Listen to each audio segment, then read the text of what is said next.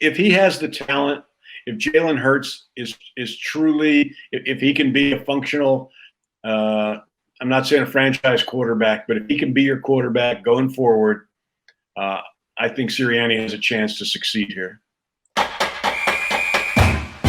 Hey, Eagles fans, if you're a subscriber to the JAKIB Media YouTube channel, you are already registered to win a pair of season tickets for the upcoming season. That's right, you could win a pair of season tickets for the upcoming 2021 season just for being a subscriber. If you're watching and you're not a subscriber, do it now. Subscribe to the JAKIB Media YouTube channel right now. What do you need to do? Subscribe right now.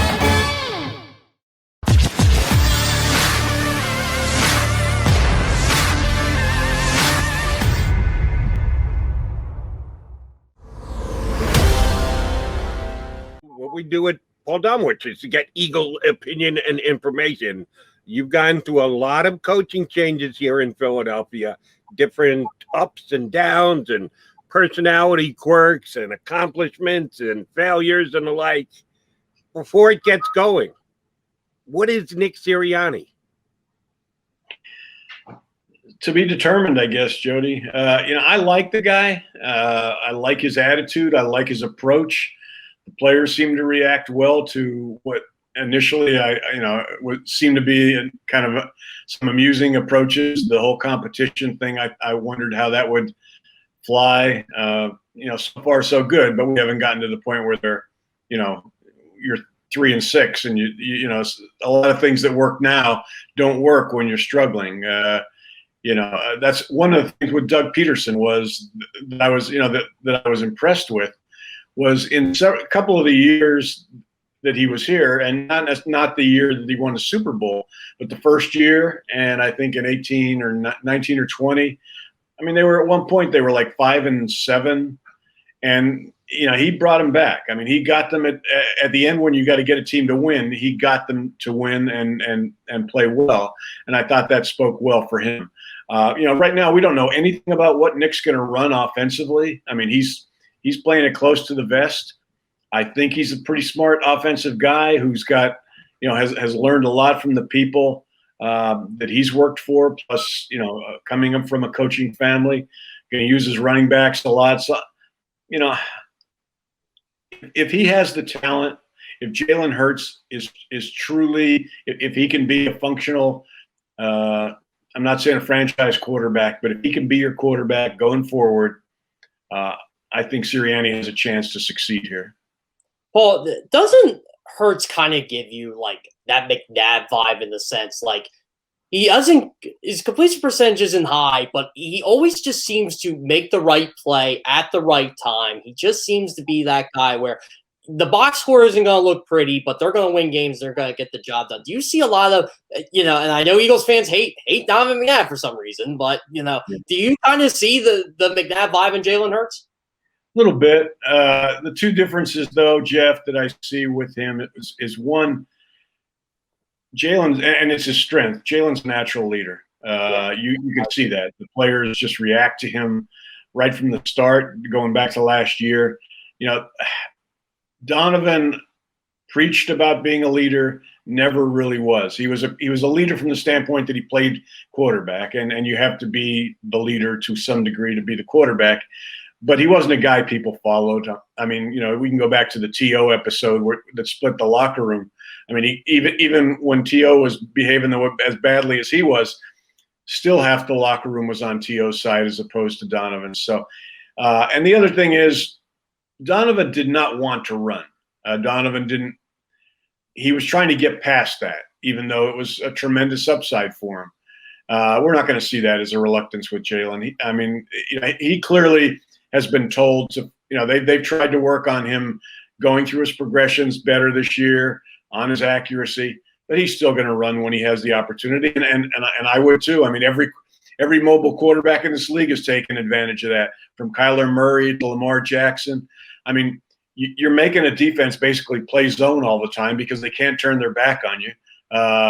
It's going to be, I don't know that he's going to run 200 times, but he's got the kind of body that can kind of take a beating. I think he's going to run a lot this year. Damo, you and I both have 30-plus years experience, media members as this town. You're would have been sneaking up on 40. I'm just over 30, but we've both been here a long time. And I picked up this phrase when I got to Philadelphia, and I'd never heard it before. I'd never heard it ushered, but it is a Philly phrase through and through. Plays like his hair's on fire. I'd never heard that before I got here to Philadelphia, but it is a great Philly phrase. Is Alex Singleton one of those type of players? Yeah, I think so. Always around the ball. I mean, plays like yeah. I mean, he plays 100% with reckless abandon. He's a fun guy to watch, and he's going to be one of assuming he stays healthy. I mean, he's going to be one of their defensive leaders this year. Paul, I kind of want to get into Andy Reid a little bit. I know you covered those teams that made 4 consecutive conference-style games in Philadelphia, and I just remember being a young fan at the time. It's you just knew the Eagles were going to be good every single year. It's like, okay, do we even worry about this team until they get to the conference-style game? Don't the Chiefs feel like they're in the midst of that right now with Reid, Mahomes? It just feels like no matter how good the AFC is, the Chiefs are going to be there at the end. Yeah, I mean, when he won the one Super Bowl with and knowing that he's going to have Mahomes for a long time, you knew that he would have any thoughts that he might have been thinking about retiring went out the window because you got a quarterback like that, you don't walk away from it. Now the personal issues he's dealing with, God knows where they play into his future, but yeah, I mean that's a team that's going to be right there every year in the AFC. I can't imagine that changing. I mean, the Raiders are getting better, Chargers are getting better, but they're still the best team in that division, in that conference. And there's no, if you're asking me who's going to be in the Super Bowl again this year, it would be them. Damo, last year, the Eagles set new all-time low records for yardage by their wide receivers. They just didn't get the ball to the wide receivers much at all. The year before, no wide receiver 500 yards. Last year, Travis Fulgham just over 500 yards. So 2 years running, barely a wide receiver with 500 yards. We all believe Devonta Smith's going to do that this year. Fingers crossed he stays healthy. We know he's that kind of talent. If I tell you another Eagle wide receiver is going to get over 500 yards, do you think it's going to be more Jalen Reagor or Quez Watkins? I'd probably say Reagor. I think all three of them have a real good chance of that happening because I think what we're going to see out of Sirianni's offense that maybe we didn't see as much with Peterson is they're going to throw screens to these guys like they did with Quez in that first game when he had the long touchdown run. I mean, you want to get the ball to these guys in space. Don't make them get separation down the field where you've got to worry about protection and everything. Just get it out to them. And let them do their thing. And all of them are elusive. All of them are yards after the catch people. So it wouldn't surprise me if all three of those guys have 500-plus yards this year. The question is, I think they want to play a lot of 11 personnel this year, and yet they've kept Hurts, they've kept Goddard, and they also have Jack. They have 3 tight ends right now, with Tyree Jackson probably going to return at some point. So it's good. That's kind of one of the unknowns. We don't know. Formation-wise, how they're going to line up. They want to use their running backs a lot in the passing game. But I think those receivers are going to get the ball in space on quick throws and let them do their thing. Paul, what scares me to death about this football team since we're talking about wide receivers, is outside of Devonta Smith, Jalen Reagor, Quez Watkins, I like Greg Ward. I just don't think they have anyone that can just step in there and have the type of production they have. Like, do they need to get somebody else in here just for depth? Well, if somebody gets hurt, you're right. There's not a lot of depth there. I don't know what to make of Fulgham. They've got him on the practice squad now. JJ, I thought he was, not going to make the team until he played well in the last preseason game. There's not. I have a little bit more confidence in Ward than you do, probably a little bit, Jeff. I just think he's a solid. He's not fast. He's not the fastest guy in the world, but because they're gonna be facing a lot of zone defenses this year because of what Hurts' running ability. Ward is an excellent slot guy against zones because of the quarterback background. He knows how to find those soft areas in zones, and I think he and Hurts have developed some chemistry for a lot of reasons, including the fact that he's a former quarterback. Now, again, he's not. I mean, Watkins has taken that third spot, and they'll either use Watkins or Rager, I guess, right now in that slot when they play three wide receivers. But I think Ward still can be a productive receiver for this team. But after that, I mean, if they have one or two guys go down, they do have troubles, and they're going to have to. I don't know where they go for answers, because there aren't a lot of guys besides Fulgham on the practice squad. And what Fulgham, he disappointed me in training camp when we talked to him late, and he was asked about what happened last year, and he essentially blamed it all on the fact that Alshon Jeffrey came back. Yeah. Which, I mean, that's when somebody like him says that, that's just a bad way to look at it. I mean, you're not looking at yourself, and the fact that Alshon didn't even play that much anyway, so it was kind of a lame excuse. But that told me a lot about how Travis was, and he's a smart guy. I mean, he's smarter than that. He comes from a family, a smart family, and how he looked at that situation and saw that is why he kind of fell off the face of the earth after those 5 games last year. Just amazed me. So I don't know what they do if they do have one or two bad injuries. Domowitch said the same exact thing here on Birds 365. So smart minds think alike. We believe that the Eagles are going to run a lot of RPOs. Now, we can't judge that from the preseason because the quarterback took all of 10 snaps. So how much are you going to take out of 10 snaps? But we believe that's the case. The guys who are down in practice seen as much as they run RPO type reps. It's a required skill. It's an acquired skill. I never thought that Nick Foles was going to be good at it, and damn, wasn't he good at it in the Chip Kelly offense. It doesn't all have to be about the ability to pull it down and make plays with your legs. We know that Hurts has that. We saw that firsthand last year. It has to do with feel and smarts. Is Jalen Hurts up to the task to make the RPO really work for the Birds this year? Well, he made it work at Oklahoma. I mean, I thought it was, he was not a guy that, and we've seen it this camp too. He's not a guy you want sitting in that pocket on 7-step drops and kind of waiting for somebody to get open. It wasn't his strength. I mean, in camp, a lot of his bad throws were those kind. He was better when he was on the run. He was better when he was getting it out quickly on plays that essentially would be RPOs.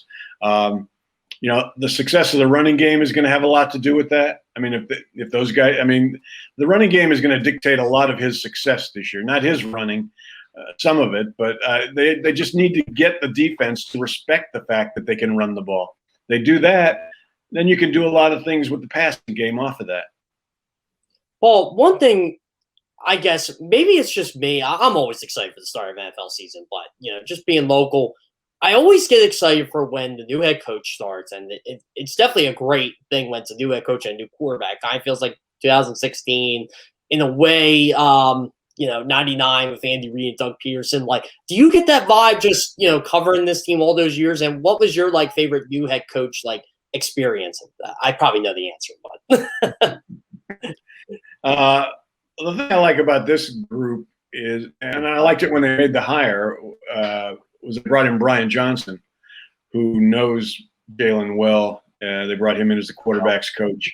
He's a smart. He was an up and comer at Florida. He had 2 head coaching interviews at Boise State and someplace else last year. So, and he's only 33, I think.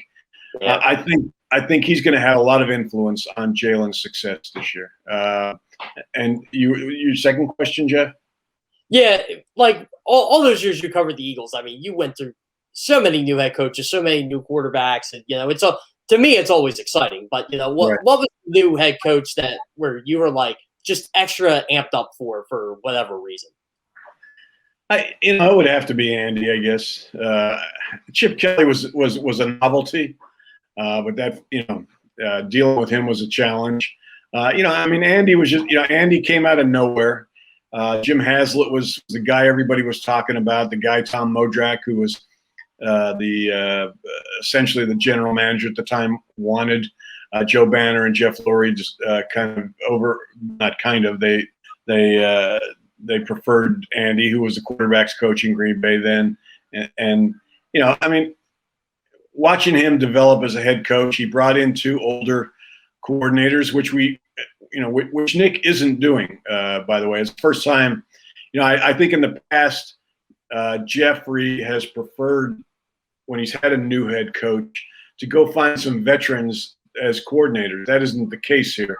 I think they're going to take a different approach with this group. It's like they want to grow. They want to have them grow together. But I mean, watching Andy with a quarterback, he was in a similar situation with Nick and Jalen, first-year quarterback. I mean, they drafted Donovan that first year, and you got a chance to watch Andy develop him as a quarterback. So that probably was it. Who were you thinking I was going to say?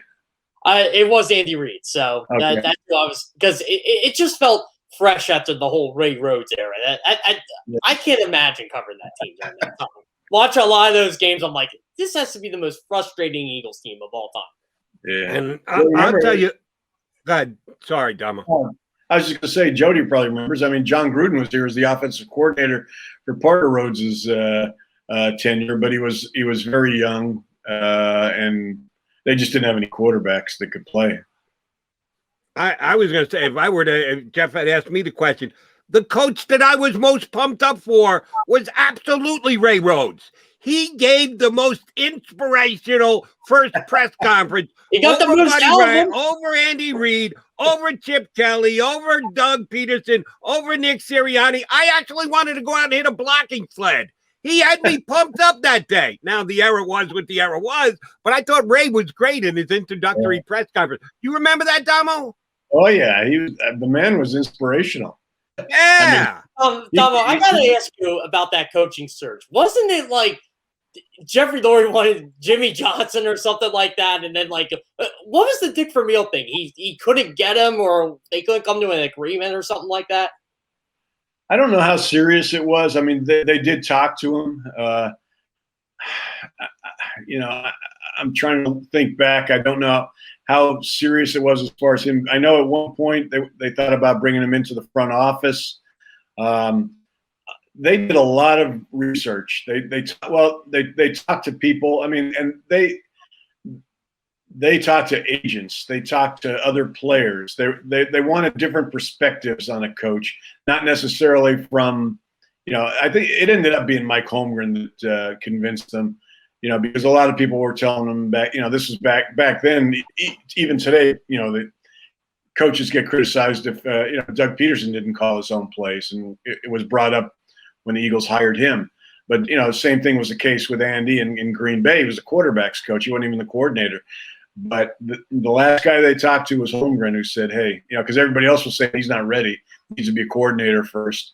And, Holmgren said he's ready. Don't worry about the play calling experience. He's ready to be a head coach. And they went with that. And it turned out to be the best decision that Jeffrey Lurie has made since he's on the team. All right, last thing, Damo, and if you've thought of this question, I guess that's cool. If you haven't, I'll get you thinking. Week 3, Eagles are playing. You're watching the game. Something happens, the way the game goes, something maybe an announcer says that catches your attention and the like, and boom, it just pops into your head. That's the question I'm asking when the game is over. That's what I'm going to put to Nick Sirianni. I need the answer. I need to know why this happened, and you're not going to get a chance to do it. Who are you texting? Which of your compatriots are you texting that either you're on the same wavelength from, or maybe you don't think you'll ask the question and you want to lend them a helping hand by giving them the question? Anybody you're going to reach out with a text as an Eagle game is ending this year to go, hey, by the way, could you ask Sirianni this for me? Yeah, I'd probably text or call EJ Smith. We seem to be on the same wavelength more than I've been with. Les and I have disagreed Jeff and myself have disagreed. EJ and I agree more than we disagree. So Okay. it would probably be him. Well, is there one over your career? Was there like one time where you asked a question and you got an answer that was totally out of left field? That was just you could write a story on, quote on it right away, even though that wasn't your intent. Like, can you think of any of those moments? Boy, nah, Jeff. I'd have to think about it. I can get back to you tomorrow. That's fine if you want. You can send me a tweet on it. Be like, oh yeah, I remember this from whoever, player X. Damo, great stuff.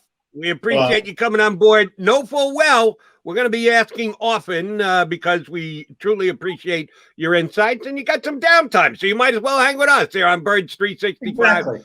Thanks for doing it today. And yes, I truly appreciated your final column. I thought it was tremendously well written. I could tell you put your heart into it. The Eagle fans will miss you, my friend. We'll try and give you a little taste of Domowitch here on Birds 365 coming up. Thanks, bud. Thanks for having me, guys. Take care. Have a good day.